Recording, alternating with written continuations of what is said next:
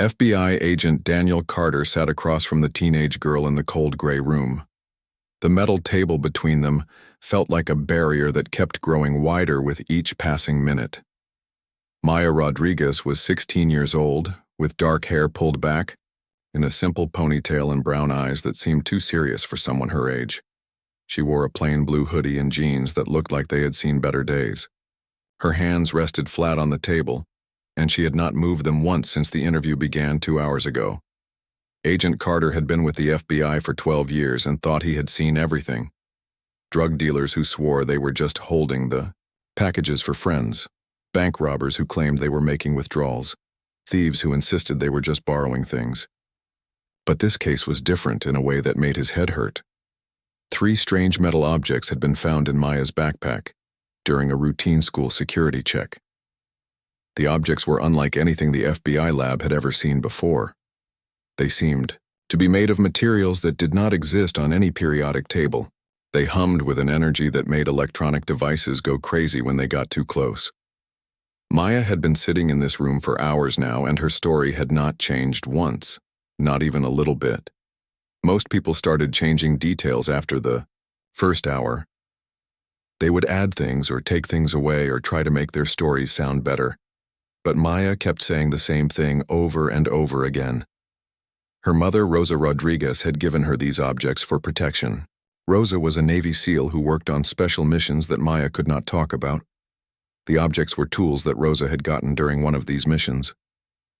Agent Carter looked at the file in front of him again. Rosa Rodriguez was 42 years old and worked as a janitor at Riverside Community College. She had worked there for 8 years. She cleaned classrooms and offices 5 days a week. Her background check showed nothing unusual. No military service, no criminal record, no connections to anyone important. She lived in a small apartment with her daughter and drove a 15-year-old Honda Civic that barely ran. This was not the kind of person who became a Navy SEAL. Maya, Agent Carter said in the voice he used when he was trying to be patient with people who were not telling the truth. We have talked about this many times now. Your mother works at the college. She cleans buildings. She is not in the military. She has never been in the military. These objects in your backpack are very dangerous, and we need to know where you really got them. Maya looked at him with those serious brown eyes and spoke in the same calm voice she had been using all day. My mom is a Navy SEAL. She gave me those things because she said I might need them. She said bad people were coming and I had to keep them safe. She said if anything happened to her, I should give them to the right people in the government. Agent Carter felt his patience running out like water down a drain. Maya, your mother pushes a mop around classrooms. She empties trash cans. She does, not jump out of helicopters or fight bad guys. Navy SEALs are some of the toughest soldiers in the world. They train for years. They go on dangerous missions. Your mother was not even in the military. That is what she wants people to think, Maya said. She told me that her real job has to stay secret. She said that sometimes the best way to hide is to do a job that no one pays attention to. Who looks twice at a janitor? Agent Carter almost laughed. The idea was so silly that it made him want to shake his head. A Navy SEAL pretending to be a janitor was like a race car driver pretending to ride a bicycle. It made no sense. Maya, I know you love your mother and you want to protect her. But lying to the FBI is a serious crime. These objects could be weapons. They could hurt people. We need to know the truth about where they came from. Maya's hands remained flat on the table, but Agent Carter could see her jaw tighten. I am telling you the truth. My mom is Rosa Rodriguez, and she is a Navy SEAL. She has been on missions that I cannot talk about. She has saved people. She has fought enemies that most people do not even know exist. Those objects are not weapons. They are tools. They are meant to protect people. Protect people from what? Agent Carter asked. Maya was quiet for a long moment. She looked at the gray walls and the one-way mirror and the security camera in the corner. Then she looked back at Agent Carter. From what is coming? Agent Carter felt a small chill run down his back, but he pushed it away. He had been doing this job too long to let a teenager scare him with mysterious words. What is coming, Maya? Something bad, Maya said. Something that will change everything. My mom said it would happen soon. She said I would know when it started because the sky would look different. She said people in the government already know about it, but they are not telling anyone because they do not want people to panic. Agent Carter closed the file and leaned back in his chair. This was getting more ridiculous by the minute. First, Maya claimed her janitor mother was a secret Navy SEAL. Now she was talking about mysterious threats and government conspiracies. Maya, I think you watch too many movies. The real world does not work like that. There are no secret agents pretending to be janitors. There are no mysterious threats coming from the sky. Your mother cleans buildings and you found some strange objects somewhere, and now you are trying to protect whoever gave them to you by making up stories. Maya looked at him for a long time without saying anything. Then she spoke very quietly. You're going to feel very stupid very soon. Agent Carter was about to respond when his phone buzzed. Then it buzzed again. Then it started ringing with the emergency tone that meant something very important was happening. He looked at the screen and saw a message from his supervisor. All agents report to emergency stations immediately. Unknown objects detected in atmosphere above major cities. This is not a drill. Agent Carter stared at his phone. Then he looked at Maya. She was still sitting with her hands flat on the table, but now she was looking at him with something that might have been pity. I told you something bad was coming, Maya said softly. I told you my mom was a Navy SEAL. I told you those objects were for protection. Maybe now you will listen to me. 3 days before Maya sat in that FBI interrogation room, something had fallen from the sky behind her house. Rosa Rodriguez had been washing dishes when she heard the sound. It was not like anything she had heard before. Not like a plane crashing or thunder or anything normal. It was a sound that seemed to come from inside her bones and make her teeth hurt. Rosa dried her hands on a kitchen towel and walked to the back window. The woods behind their small house looked normal at first. Trees and bushes and the old path, where Maya liked to walk when she needed to think. But then Rosa saw the light. It was a blue-white glow coming from deep in the trees. It pulsed like a heartbeat and made the leaves look silver. Rosa had been waiting for this moment for 5 years. She had hoped it would never come, but she had prepared for it anyway. She opened the kitchen drawer that looked like it held normal, things like rubber bands and batteries and takeout menus. But when she pressed a hidden button, the bottom of the drawer slid away. Inside was a device that looked like a small tablet computer, but was made of materials that did not exist in any human factory. The device came alive when Rosa touched it. Symbols appeared on the screen that most humans would not recognize. But Rosa had spent years learning to read them. The device was showing her what she already knew. A scout probe had crashed in the woods. It was sending out a distress signal that would reach its home fleet in less than 72 hours. When that signal arrived, the invasion would begin. Rosa put the device in her pocket and walked to the bedroom closet. She pushed aside the clothes that made her look like a normal single mother working a cleaning job. Behind them was a wall panel that opened when she placed her hand on it. Inside was equipment that would have made Navy SEAL commanders very interested. Body armor that was lighter than fabric but stronger than steel. Weapons that fired energy instead of bullets. Communication gear that could reach satellites the public did not know existed. Rosa put on the body armor under her normal clothes. She clipped the weapons to her belt where they would be hidden by her loose jacket. She activated the communication gear and spoke into it very quietly. Control, this is Rosa Rodriguez. Codename Night Janitor. The package has been delivered. Repeat, the package has been delivered. Beginning recovery protocols now. A voice answered immediately. Copy, Night Janitor. All teams have been notified. You are authorized to proceed with full recovery. Remember, the timeline. You have less than 72 hours before they come looking for their lost probe. Rosa turned off the communication gear and walked back to the kitchen. Maya was at school and would not be home for 3 hours. That gave Rosa time to do what needed to be done. She walked out the back door and into the woods. The blue-white glow was stronger now, and she could feel heat coming from whatever had crashed. The probe was buried in a crater about 20 feet wide. It looked like a metal egg that had been cracked open. Pieces of it were scattered around the crater. Some pieces were still glowing. Some were making sounds like singing. Rosa had seen technology like this before, but it still amazed her. The materials were perfect. The design was flawless. Whoever made this probe was far ahead of humans in almost every way. But Rosa had learned something important during her years of secret training. Being ahead in technology did not always mean being ahead in tactics. The aliens who made this probe were used to dealing with primitive species. They expected their targets to be helpless and confused. They did not expect their targets to be ready for them. Rosa carefully collected the pieces that looked most important. A communication device that was still trying to send signals. A power source that hummed with more energy than a human power plant. What looked like a weapon system, though it was damaged. Navigation equipment that might tell human scientists where the probe had come from. She put all of these pieces into a special bag that would hide their energy signatures. But there were more pieces than she could carry, and some of them were too dangerous to move. Rosa activated another device from her hidden equipment. This one looked like a small metal box, but when she set it down near the crater, it began to change.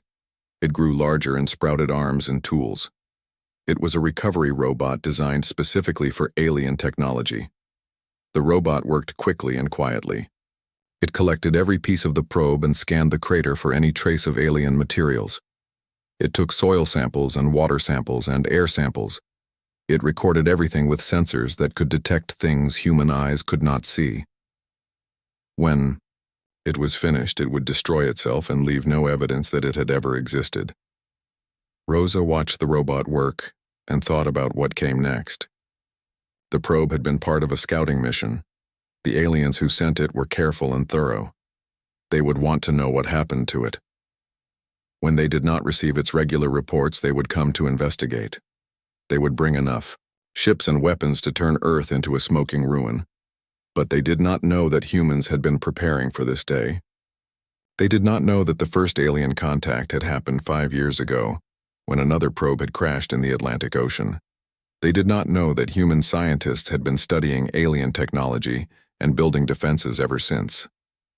They did not know that Earth was no longer the helpless planet they thought they were coming to conquer.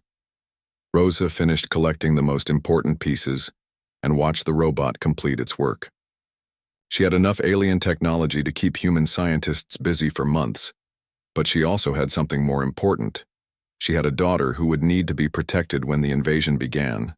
Maya did not know the full truth about what was coming, but she knew enough to be useful. Rosa had been training her for years without Maya realizing it. Rosa walked back through the woods toward the house.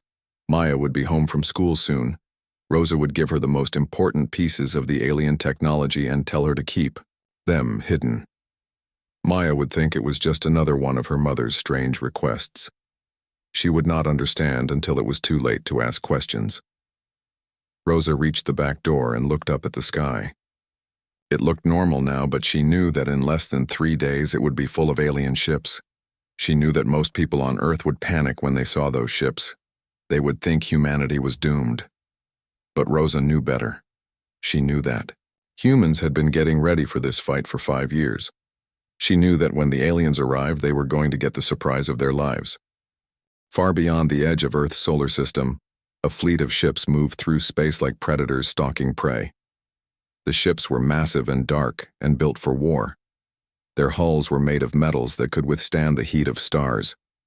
Their weapons could crack planets in half. Their shields could turn away anything humans might throw at them, or so their commanders believed. Fleet Commander Zek stood on the bridge of the lead ship and watched the blue-green world grow larger on the viewing screen. Earth looked peaceful from this distance. White clouds swirled over green continents and blue oceans. It looked like a planet where nothing dangerous had ever happened. Zek had conquered 17 worlds that looked just like this one. The pattern was always the same. The primitive species would panic when they saw the fleet. They would fire their crude weapons, which would have no effect. Then they would surrender and accept their new place as servants of the hegemony. Status report, Zek commanded in the clicking language of his people. His tactical officer turned from her console. All ships report ready for invasion, Fleet Commander. We have 47 battlecruisers and 200 support vessels. Ground assault teams are prepared for deployment. The target world shows no signs of advanced defensive systems. Zek nodded his large head. Humans were supposed to be barely past their primitive stage. They had only just started sending small ships to their own moon. They still fought wars with chemical explosives and metal projectiles. They had not even learned to work together as a single species. The intelligence report said they were divided into nearly 200 separate nations that spent most of their time fighting each other. What about the scout probe? Zek asked. The tactical officer consulted her console again. Probe 7 ceased transmission 67 hours ago, Fleet Commander.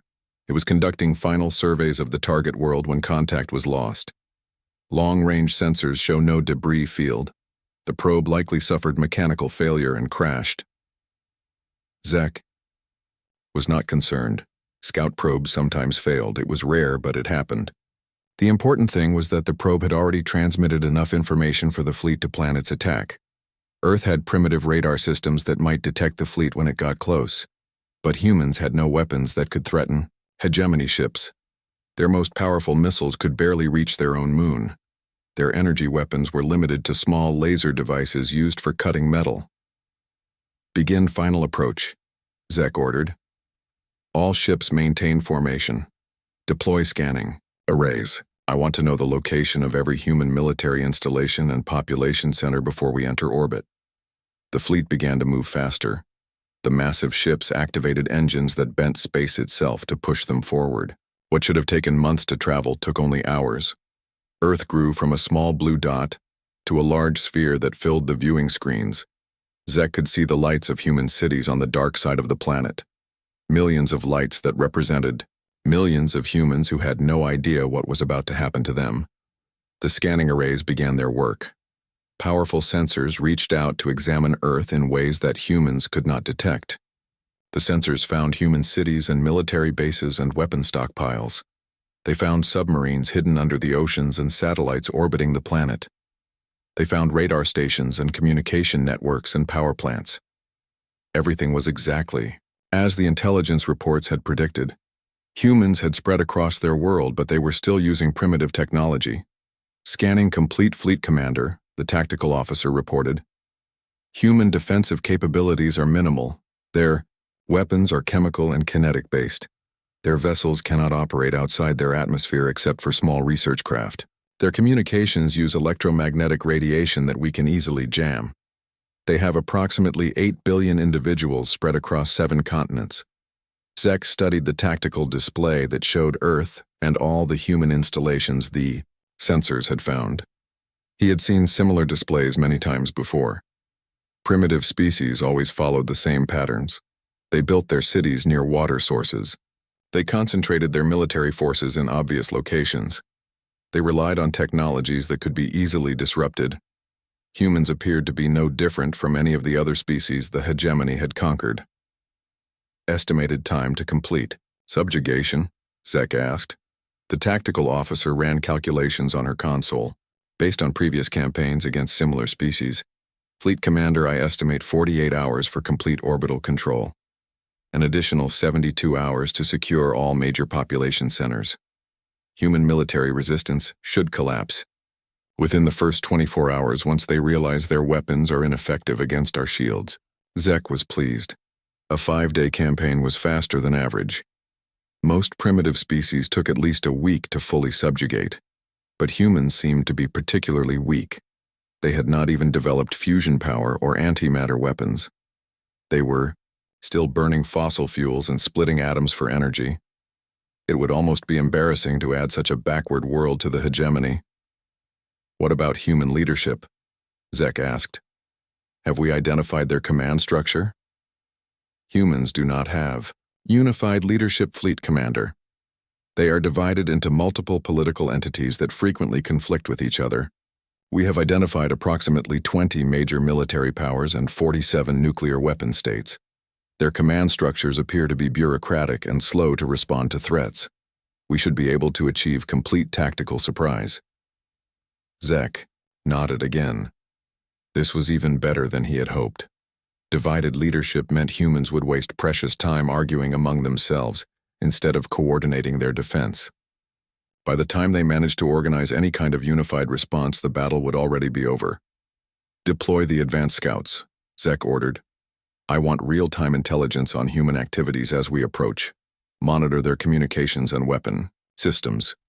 Alert me immediately if they show any signs of detecting our presence. Small, fast ships detached from the main fleet and raced ahead toward Earth. These scouts were invisible to human sensors and could observe human activities without being detected.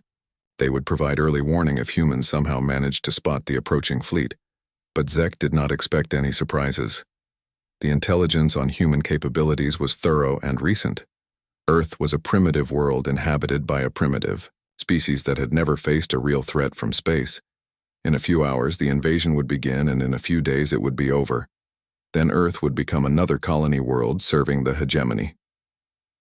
Zek looked at the blue-green planet one more time and felt satisfaction. This would be an easy conquest. Humans would learn that their small world was part of something much larger and much more powerful. They would learn their place in the galaxy as servants of a superior species. Some of them might even be grateful for the opportunity to serve something greater than themselves. The fleet commander had no way of knowing that everything his sensors had shown him was false. He could not detect the hidden installations deep underground or beneath the oceans. He could not see through the camouflage that made advanced human weapons look like primitive radar stations.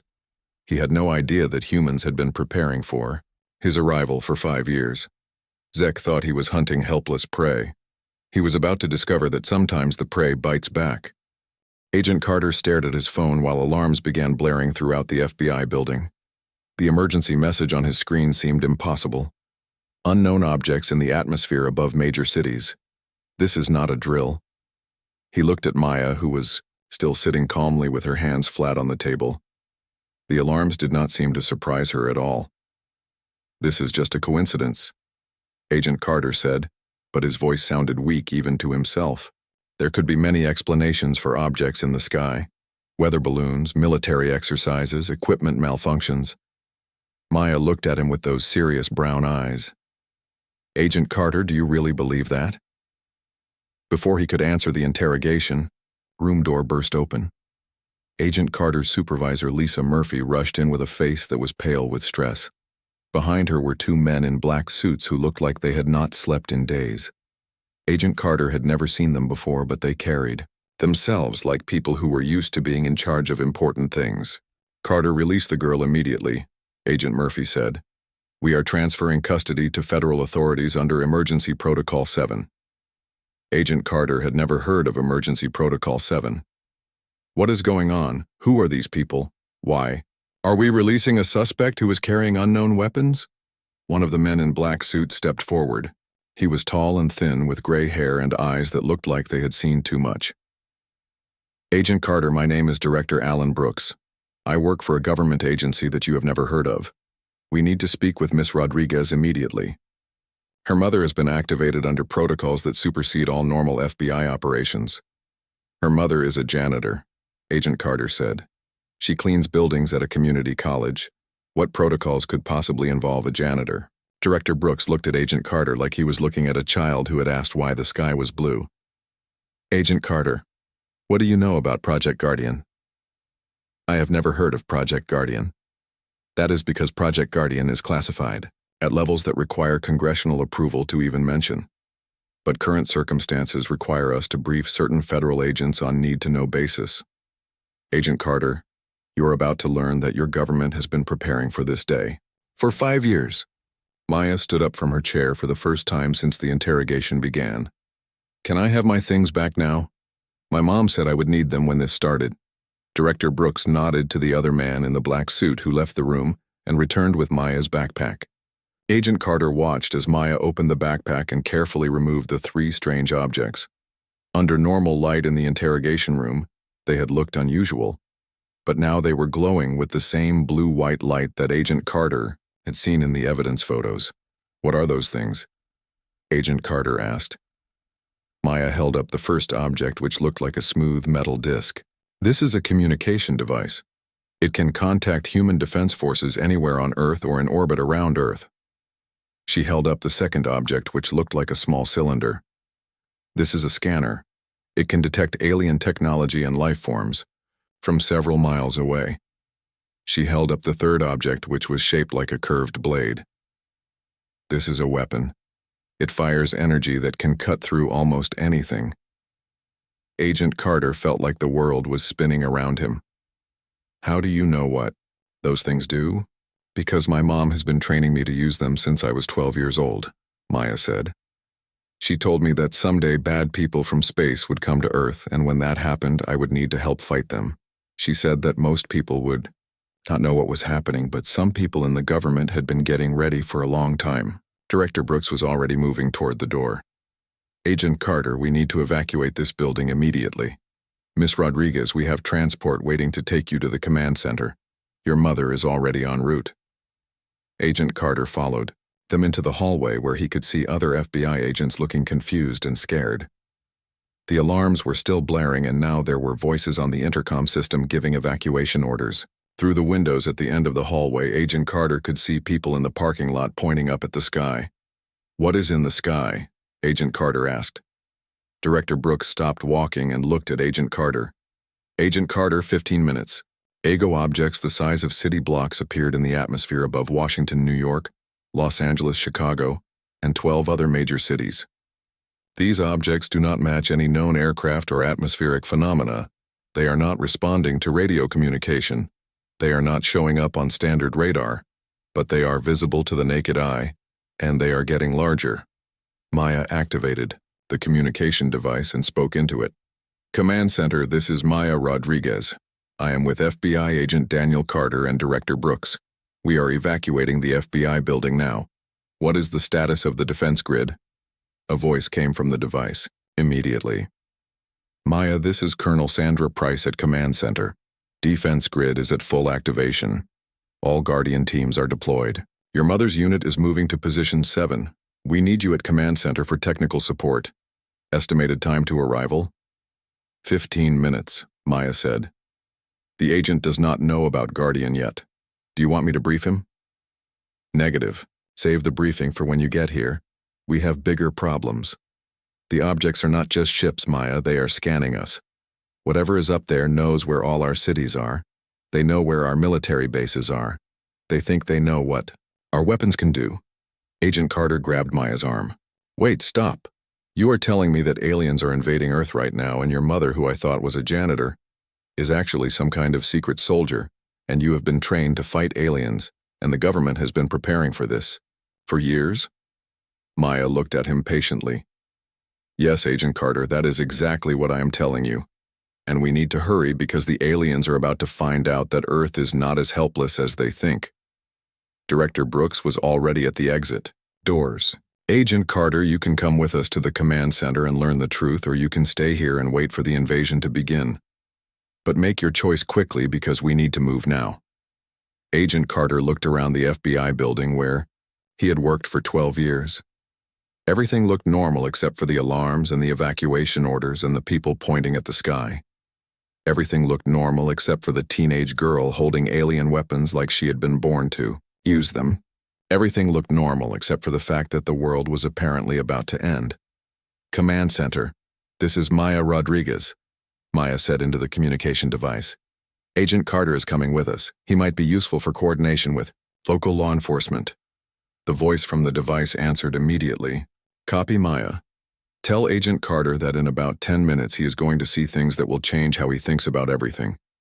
Tell him that humanity is not going down without a fight. Agent Carter followed Maya and Director Brooks out of the building and toward a black vehicle that looked like it had more armor than most tanks. As they drove away from the FBI building, Agent Carter looked up through the vehicle's reinforced windows. High above the city, he could see something that looked like a dark cloud, except that clouds did not have geometric shapes and did not pulse with internal light. Maya, Agent Carter said quietly. Is your mother really a Navy SEAL? Maya looked at him and almost smiled. Agent Carter, my mother is the kind of Navy SEAL that other Navy SEALs tell stories about. The interrogation room door exploded inward with a sound like thunder. Agent Carter threw himself sideways as pieces of metal and plastic flew through the air. Through the smoke and dust came 6 figures in black combat gear that looked like it belonged in a science fiction movie. Their helmets had no visible eye slits, but somehow they moved like they could see perfectly. Their weapons hummed with energy and cast blue shadows on the walls. The lead figure raised one hand and the others spread out to cover the room with military precision. Agent Carter recognized the movement patterns from training videos he had seen about Special Forces operations, but these were not normal Special Forces. The gear they carried was too advanced. The way they moved was too smooth. They looked like soldiers from 50 years in the future. Maya Rodriguez, the lead figure said in a voice that was electronically modified by his helmet. I am Commander Jake Sullivan. Your mother sent us to get you. Are you injured? Maya stood up from where she had been crouching behind the overturned table. I am fine, Commander. Agent Carter is not hostile. He just did not know about Guardian. Commander Sullivan turned toward Agent Carter, and the FBI agent found himself looking at a helmet that reflected his own scared face. Agent Carter, you are coming with us. Director Brooks will brief you on the way to Command Center. We have approximately 8 minutes before the real shooting starts. The real shooting? Agent Carter managed to say. What has been happening for the last 15 minutes? Probing attacks, Commander Sullivan said. The aliens are testing our response times and defensive capabilities. They think they are fighting a primitive species with crude weapons. In about 8 minutes they are going to learn how wrong they are. One of the other soldiers walked over to Maya and handed her a package wrapped in black cloth. Maya unwrapped it to reveal more of the strange devices Agent Carter had seen in her backpack, but these devices were larger and looked more dangerous. Maya handled them like she had been using such things her entire life. Gear check, Maya said as she clipped the devices to her belt. Communication array is active. Scanning array is active. Defensive systems are active. Weapon systems are active. I am ready for deployment. Agent Carter stared at the 16-year-old girl who was talking like a trained soldier. Maya, how long have you been preparing for this? Since I was 8 years old, Maya said. My mom started teaching me basic skills when I was 8. Combat. Training when I was 10. Advanced systems when I was 12. Alien technology when I was 14. I have been ready for this day for 2 years. Commander Sullivan was already moving toward the destroyed door. We need to move now. The transport is waiting on the roof and we have a narrow window to reach Command Center before the aliens establish orbital superiority. They moved through the FBI building like a small army. The soldiers moved ahead to clear the path while Maya and Agent Carter followed in the center. Agent Carter could see other FBI agents pressed against the walls watching them pass. Everyone looked confused and scared. The alarms were still blaring and emergency lights were flashing red. When they reached the stairwell that led to the roof, Agent Carter could hear a sound from outside that made his chest vibrate. It was a deep humming noise that seemed to come from everywhere at once. It was the sound of something very large moving through the air above the building. What is that sound? Agent Carter asked. Human transport, Commander Sullivan said. Stealth technology based on recovered alien systems. The aliens cannot detect it with their current scanning equipment. They climbed the stairs quickly and emerged onto the roof where Agent Carter saw something that made him stop walking. Hovering 10 feet above the building was an aircraft that looked like someone had taken a helicopter and redesigned it using technology from another world. It had no visible rotors, but it hung in the air as steady as a building. Its hull was covered with patterns that seemed to shift and change as Agent Carter looked at them. Optical camouflage, Maya explained as she saw Agent Carter staring. From a distance, it looks like empty sky. The aliens have the same technology, but ours is better because we studied their systems for 5 years. The aircraft lowered a ramp, and the soldiers quickly moved aboard. Agent Carter followed Maya into a passenger compartment that was bigger inside than it had looked from outside. The seats were made of materials he had never seen before, and there were screens showing information in languages he could not read. Commander. Sullivan took off his helmet, and Agent Carter saw a man who was probably 40 years old with gray hair and scars on his face that told stories about dangerous missions. Agent Carter, I know this is overwhelming. I know you have questions. But right now we need to focus on getting to Command Center alive. In a few minutes, the sky is going to be full of alien ships and human ships shooting at each other. Our job is to make sure Maya gets to where she can help coordinate the defense. The aircraft lifted off from the FBI building, and Agent Carter could see through the windows that the sky above the city was full of objects that definitely were not airplanes. Some were massive and dark and moved like mountains floating through the air. Others were smaller and faster and left trails of light as they moved. Still others looked like nothing Agent Carter had ever imagined. "Are those the alien ships?" Agent Carter asked. "Some of them," Commander Sullivan said. "The big dark ones are alien battle cruisers. They think they are about to start an easy invasion. The smaller fast ones are alien fighters. They are moving into attack formation. But look at the other objects." Agent Carter looked more carefully and realized that some of the objects in the sky were different. They were sleeker and moved with more purpose. They were positioning themselves between the alien ships and the city below. "Are those human ships?" "Human ships built with alien technology," Maya said. "For 5 years we have been reverse engineering everything we could learn from the first crashed probe. We built our own versions of their weapons and shields and engines. We built them better."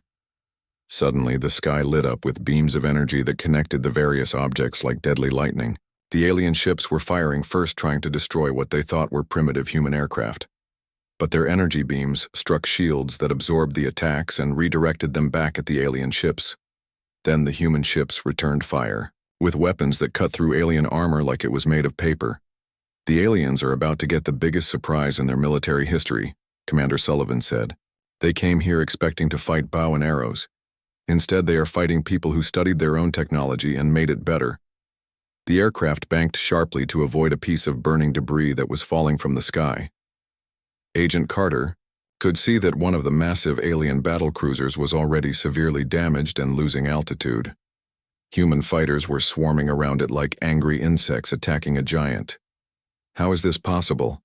Agent Carter asked. "How did we build all of this in secret?" Maya checked her devices and spoke into her communication array. "Command Center, this is Maya Rodriguez. ETA 3 minutes. Defense grid appears to be performing above expectations. Alien forces are taking heavy casualties." The voice that answered sounded pleased. "Copy, Maya. The aliens are trying to retreat, but we are not letting them. Your mother's team just captured an intact alien scout ship. We are going to learn a lot from that." Commander Sullivan looked at Agent Carter. "Agent Carter, how do you think your government would have reacted 5 years ago if we had announced that aliens were real and were probably going to invade Earth someday?" Agent Carter thought about it. People would have panicked. The stock market would have crashed. There would have been riots and religious movements and conspiracy theories. It would have been chaos. "Exactly," Commander Sullivan said. "So instead we prepared in secret. We recruited the best people from every military branch and intelligence agency. We built hidden facilities and developed new technologies. We trained people like Maya who could help when the time came. We got ready for war while the rest of the world thought we were just going about normal business." The aircraft began to descend toward a building that looked like a normal office complex from the outside. But as they got closer, Agent Carter could see that it was anything but normal. The roof opened like a flower to reveal a landing bay that was filled with more of the advanced aircraft. Soldiers in the same futuristic gear were moving with urgent purpose. "Welcome to Command Center," Maya said as the aircraft settled onto the landing platform. "This is where we coordinate Earth's defense against alien invasion. My mom helped design the security systems." Agent Carter followed Maya and the soldiers out of the aircraft and into the most advanced military facility he had ever imagined. The walls were covered with screens showing the battle taking place in the sky above every major city on Earth. Technicians in military uniforms worked at consoles that looked like they belonged on starships. A woman in the uniform of an army colonel approached them. "Maya, we have been waiting for you. Agent Carter, I am Colonel Sandra Price. Welcome to the War for Earth's Independence. I hope you are ready to see what humans can do when we really put our minds to it." Colonel Sandra Price led Agent Carter and Maya through corridors filled with the most advanced technology Carter had ever seen. The walls hummed with energy, and screens showed tactical displays of battles happening around the globe. Soldiers moved with purpose while technicians monitored systems that seemed to belong in a different century. Agent Carter felt like he had walked into the future by accident. "Agent Carter, Colonel Price said as they walked. What I am about to tell you is classified at levels that require presidential approval. Under normal circumstances, you would never hear any of this. But these are not normal circumstances. They entered a briefing room where a large screen showed a three-dimensional map of Earth surrounded by moving objects that represented ships from two different fleets. The human ships were smaller but moved faster, and seemed to be winning most of the individual battles. The alien ships were larger, but appeared confused and were taking heavy damage. 5 years ago, Colonel Price began, a damaged alien scout ship crashed in the Atlantic Ocean. It was recovered by a Navy submarine that happened to be in the area. The crew thought they were looking at some kind of experimental aircraft until they got it back to port, and scientists examined it. What they found changed everything. Maya activated one of her devices and plugged it into a console. Immediately, the screens in the room filled with images and data that made Agent Carter's head spin.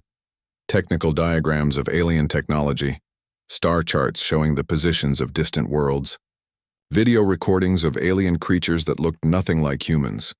The ship contained a complete database of alien knowledge, Colonel Price continued. We learned that Earth had been identified as a target for conquest by something called the hegemony. We learned that they had conquered 17 other worlds using the same tactics they planned to use on us. We learned that they would send scouts first, then follow up with an invasion fleet. Agent Carter stared at the alien creatures on the screen. They were tall and thin with large heads and dark eyes. They looked like insects that had learned to walk upright and wear clothes. These are the aliens that are attacking us now? Yes, Maya said. They call themselves the hegemony. They think they are the most advanced species in the galaxy. They think all other species exist to serve them. They have been conquering worlds for thousands of years. But they made one big mistake. What mistake? Agent Carter asked. Colonel Price smiled, and it was not a pleasant expression. They assumed that humans would react to alien technology the same way other species had reacted. Most species see advanced technology and become paralyzed by fear or worship it like magic. Humans see advanced technology and immediately start trying to figure out how to build something better. The screen changed to show human facilities hidden deep underground and beneath the oceans. Massive factories where workers built ships and weapons that looked like combinations of human engineering and alien technology. Training centers where soldiers learned to use equipment that most people on Earth did not know existed. We reverse engineered everything, Colonel Price said. Engines that could bend space, weapons that could fire pure energy, shields that could stop anything, communication systems that worked instantly across any distance. We took alien technology and improved it using human creativity and innovation. Agent Carter watched video of human pilots learning to fly ships that moved like thoughts instead of machines. How many people knew about this? Need-to-know basis only, Colonel Price replied. Maybe 10,000 people worldwide knew the full truth. Another 50,000 knew parts of it. Everyone else, including most government officials, thought they were working on normal military projects. The cover stories were very convincing. Maya was working at the console and new images appeared on the screen. These showed Rosa Rodriguez in military gear that made her look like a warrior from a science fiction movie. She was training with weapons that fired beams of light and moving through obstacle courses that seemed to defy gravity. My mom was recruited 3 years ago, Maya said. She had been in the army before I was born, but she left to raise me. When Guardian started looking for people with military experience and family situations that could provide good cover stories, they found her. She was perfect. A single mother working a low-profile job. No one would ever suspect her of being a secret alien fighter. Guardian? Agent Carter asked. The code name for the entire project, Colonel Price explained. Guardian personnel were embedded in normal jobs all over the world. Teachers and janitors and office workers and store clerks. All of them trained to fight with advanced technology. All of them ready to activate when the invasion began. The screen now showed a map of the United States with thousands of small dots scattered across it. Each dot represented a Guardian operative, living a normal life while secretly preparing for war. Agent Carter realized that the invasion had not caught humanity off guard at all. Humanity had been waiting for it. What about Maya? Agent Carter asked. Why was a child brought into this? Maya answered before Colonel Price could speak. Because children learn faster than adults, Agent Carter.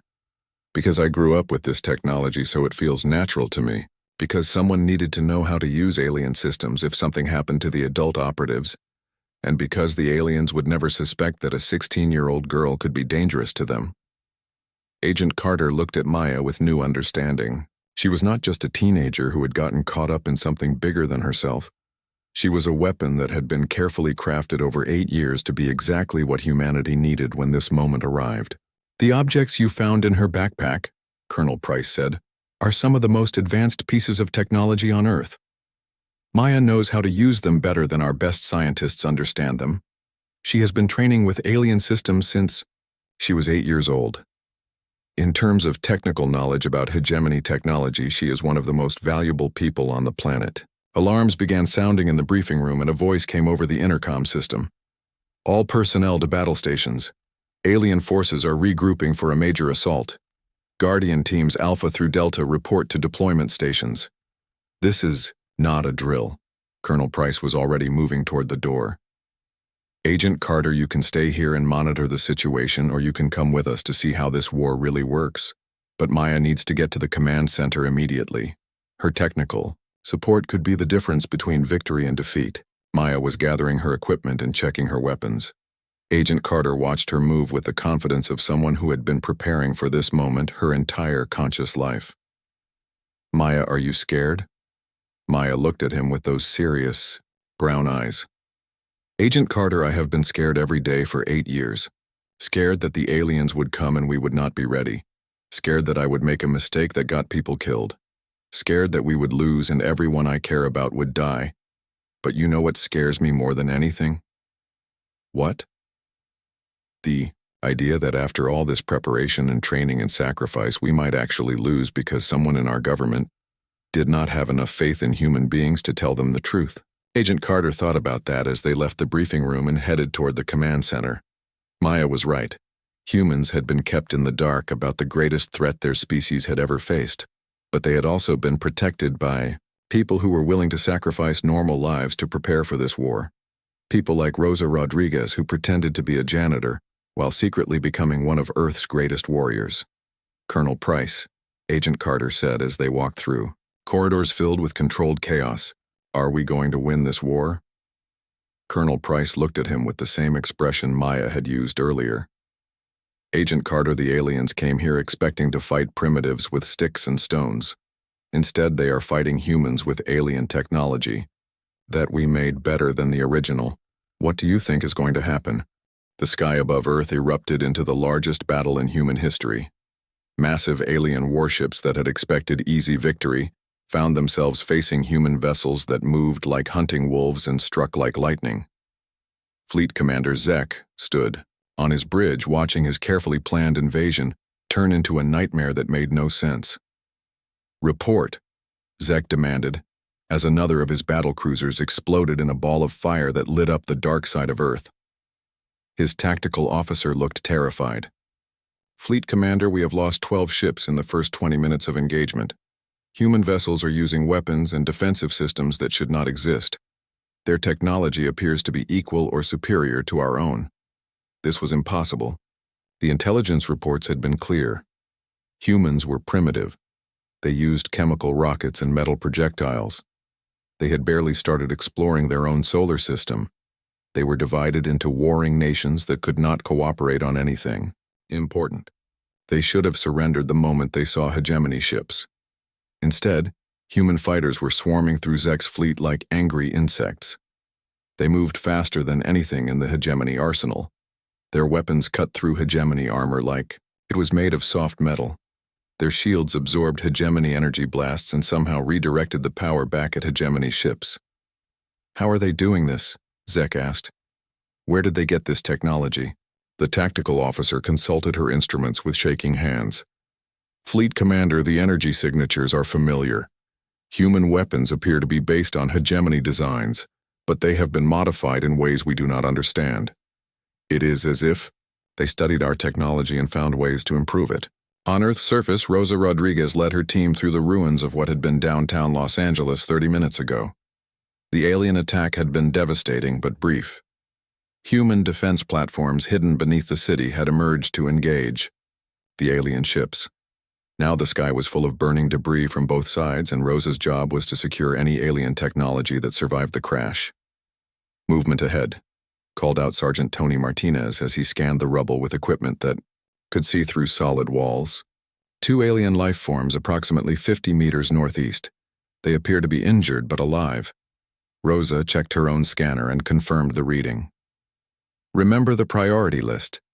We need prisoners for intelligence. We need their communication, equipment. We need their weapons intact if possible.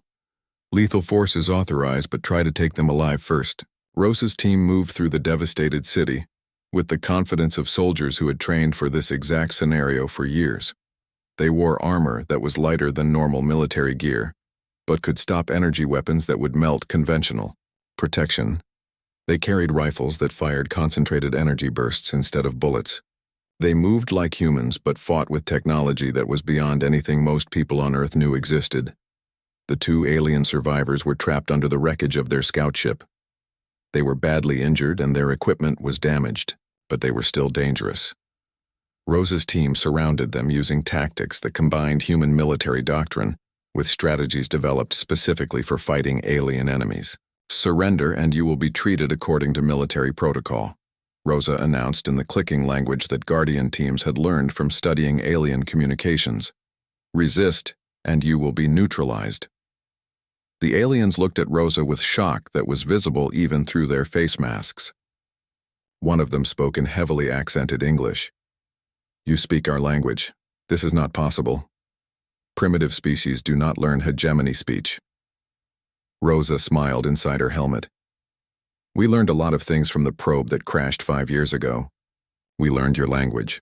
We learned your technology. We learned your tactics. Most importantly, we learned that you think other species are too stupid to fight back effectively." The second alien tried to reach for a weapon, but Sergeant Martinez was faster. A brief energy pulse disabled the alien without killing him. "Subject secured," Martinez reported. "Medical status stable. Ready for transport to interrogation facility." High above the battle, Maya Rodriguez sat in the command center coordinating information from Guardian teams around the world. Her alien technology devices were connected to the most advanced computer systems on Earth. She was tracking alien ship movements and human defensive responses in real time. She was also doing something else that would have surprised Fleet Commander Zek if he had known about it. "Colonel Price," Maya said without looking up from her console, "I am intercepting alien communications. They are trying to call for reinforcements." "Colonel." Price moved to Maya's station where screens showed alien text being translated into English in real time. "What are they saying?"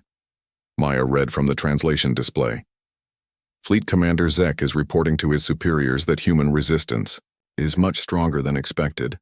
He is requesting immediate backup from the reserve fleet. He estimates that he needs at least 3 times as many ships to complete the invasion." "Can we stop their communication?" Colonel Price asked. Maya's fingers moved over controls that combined human-computer interfaces with alien communication technology. "I can do better than that, Colonel. I can alter their messages. I can make it look like Fleet Commander Zek is reporting that the invasion is proceeding normally and that no backup is needed." Colonel Price stared at the teenage girl, who was casually hacking into alien military communications during the middle of a space battle. "Maya, how long have you been able to do that?" "About 6 months," Maya replied. "I figured out how to break their encryption codes by studying the patterns in their probe transmissions. Aliens are very logical, but they are not very creative. Their security systems are designed to stop other aliens, not humans, who think differently." On the alien flagship, Fleet Commander Zek was becoming desperate. Half his fleet was destroyed or disabled. The human ships seemed to anticipate his every move. Worse still, human ground forces were capturing alien survivors and alien technology. This was supposed to be a simple conquest operation. Instead, it was turning into the worst military disaster in hegemony history. "Status of the communication. Array," Zek demanded. "Functional Fleet Commander. We are maintaining contact with Hegemony Command, but our requests for reinforcements have been denied. Command reports that we have sufficient forces to complete the mission. Zek stared at his tactical officer. Denied? How can they deny our request? Can they not see what is happening here? What Zek did not know was that his messages to Hegemony Command were being rewritten by a 16-year-old human girl who understood alien technology better than most aliens did. Maya was making sure that Zek's superiors thought the invasion was going perfectly according to plan. Fleet Commander, the tactical officer said, human forces are targeting our communication systems. If we lose contact with the fleet, we will not be able to coordinate our attacks.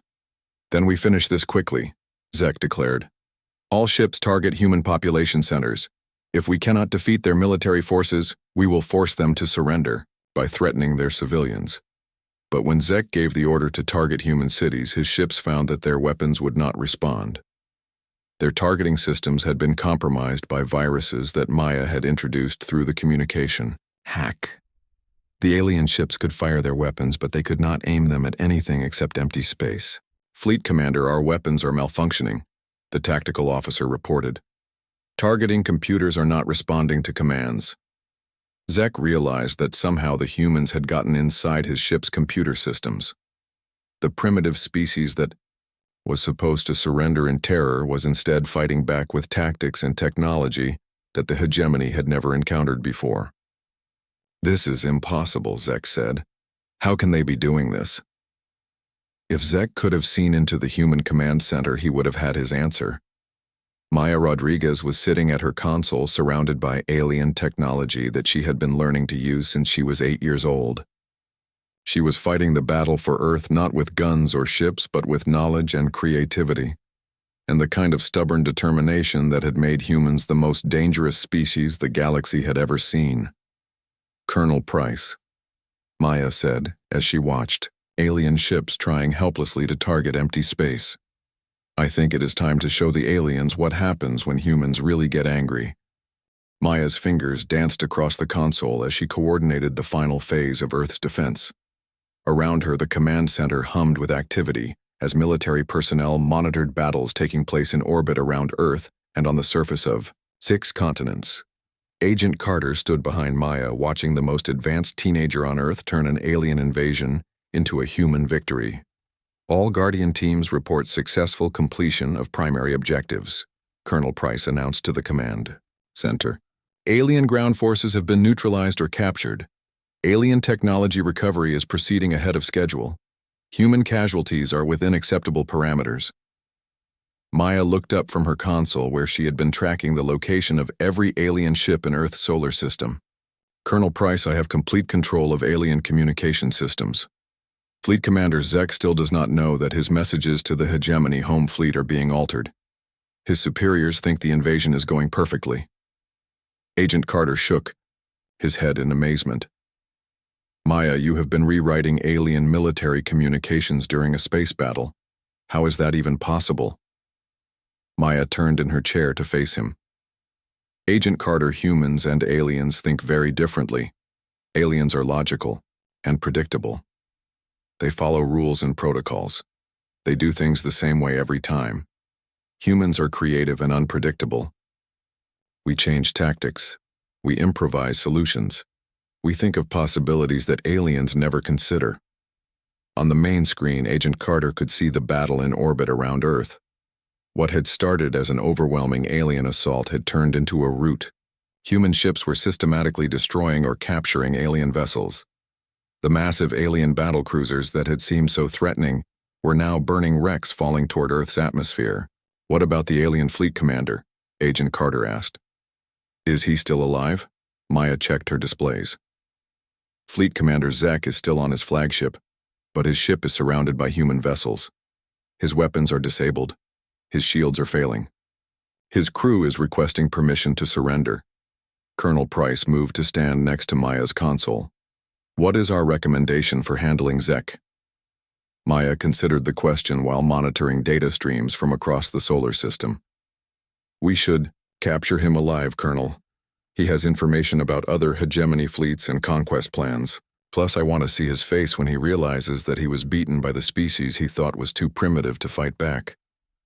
Agent Carter watched the tactical display as human ships moved into position around the alien flagship. How many alien ships are left operational? 17 out of the original 247, Maya replied. The remaining ships are requesting permission to retreat, but I am not letting them leave until we have what we need from them. Agent Carter stared at Maya. You are not letting them leave? Maya, you are 16 years old. How can you stop alien warships from leaving Earth? Maya smiled, and it was the first time Agent Carter had seen her look like a normal teenager instead of a military commander. Agent Carter, remember those artifacts you found in my backpack? One of them is a master control device for hegemony ship systems. I can override their navigation computers and lock them in orbit around Earth. The aliens designed their ships to be controlled remotely in case of mutiny or technical problems. They never considered that an enemy might gain access to their control codes. On his flagship, Fleet Commander Zek was experiencing the worst day of his military career. His invasion fleet had been destroyed by a species that was supposed to be primitive. His weapons would not fire. His engines would not respond. His communication systems were sending messages that he had not authorized. Even worse, his tactical officer had just informed him that human vessels were demanding his surrender. This is impossible, Zek said for the 20th time in the last hour. How can primitive humans defeat a hegemony fleet? His tactical officer looked at her instruments with confusion. Fleet Commander, human technology appears to be superior to our own in every category. Their ships are faster. Their weapons are more powerful. Their shields are more effective. Their tactics are more sophisticated. Zek stared at the tactical display showing human ships surrounding his flagship. Each human vessel was smaller than his ship, but they moved with coordination that suggested a level of military discipline the hegemony had never encountered. Contact the human commander. I will negotiate terms of surrender. What Zek did not know was that the human commander he was about to speak with was a 16-year-old girl sitting in an underground bunker, thousands of miles away from the battle. Maya activated the communication system and her voice reached the alien flagship. Fleet Commander Zek, this is Earth Defense Command. You are surrounded, and your ships are disabled. You will surrender unconditionally and submit to boarding by human forces. Any attempt at resistance will result in the immediate destruction of your remaining vessels. Zek looked around his bridge at crew members who were as shocked as he was. The voice speaking to him sounded young and confident and completely unimpressed by his rank or reputation. To whom am I speaking? Maya looked at Agent Carter and winked. You are speaking to Maya Rodriguez. My mother is Rosa Rodriguez. She is the Navy SEAL who has been capturing your ground teams and confiscating your technology. I am the human who has been rewriting your communications and disabling your weapon systems. And you, Fleet Commander Zek, are the alien who laughed when your intelligence report said humans were too primitive to be a threat. The silence on the alien flagship lasted for almost a full minute. When Zek finally spoke, his voice sounded very tired. You are a child. I am a human, Maya replied. That is something very different from what you expected. Fleet Commander Zek, you came to Earth thinking you would conquer a primitive species. Instead, you found humans. We learn from everything. We adapt to anything. We never give up. And we protect what is ours. Agent Carter watched as human ships began boarding operations on the remaining alien vessels. Teams of soldiers in advanced armor moved through alien corridors, securing prisoners and technology. Rosa Rodriguez's voice came over the communication system reporting successful capture of multiple alien command ships. Command Center, this is Rosa Rodriguez. We have secured the alien flagship and taken Fleet Commander Zek into custody. Alien crew members are cooperating with boarding operations. We have recovered intact examples of every major alien technology. This operation has exceeded all expectations. Maya activated her communication device. Mom, this is Maya. How does it feel to capture the alien commander who thought humans were too primitive to fight back? Rosa's voice carried a note of satisfaction that made Agent Carter smile. Maya, it feels like justice. But more than that, It feels like humans proving, once again, that we are the most dangerous species in the galaxy when someone threatens our home. Colonel Price addressed the entire command center. All teams, this is Colonel Price. Phase 1 of Operation Guardian is complete. We have successfully defended Earth against alien invasion. We have captured alien technology that will advance human science by centuries. We have taken prisoners who will provide intelligence about other threats. Most importantly, we have proven that humanity is ready to take its place among the spacefaring civilizations of the galaxy. Agent Carter looked around the command center at soldiers and technicians who had spent 5 years preparing for this day. People who had sacrificed normal lives to become humanity's secret guardians. People like Rosa Rodriguez, who had pretended to be a janitor while training to fight aliens. People like Maya Rodriguez, who had grown up learning to use technology from another world. Maya, Agent Carter said. What happens now? Maya began shutting down her systems as the immediate threat ended. Now we start Phase 2, Agent Carter. We study everything we captured. We build better ships and weapons. We prepare for the day when the main hegemony fleet arrives looking for their missing invasion force, and we make sure that humanity is never again caught off guard by threats from space. Agent Carter thought about the FBI building, where this had all started just a few hours ago. He thought about how he had dismissed Maya's claims about her mother, being a Navy SEAL. He thought about how much the world had changed in a single day. Maya, I owe you an apology, Agent Carter said. When you told me your mother was a Navy SEAL, I laughed at you. I thought you were making up stories. Maya looked at him with those serious brown eyes that had seen too much for someone her age. Agent Carter, my mom always told me that the best defense against people who underestimate you is to let them keep underestimating you right up until the moment you prove them wrong. Agent Carter nodded. Your mother was right. And Maya? Yes, Agent Carter. Remind me never to underestimate humans again.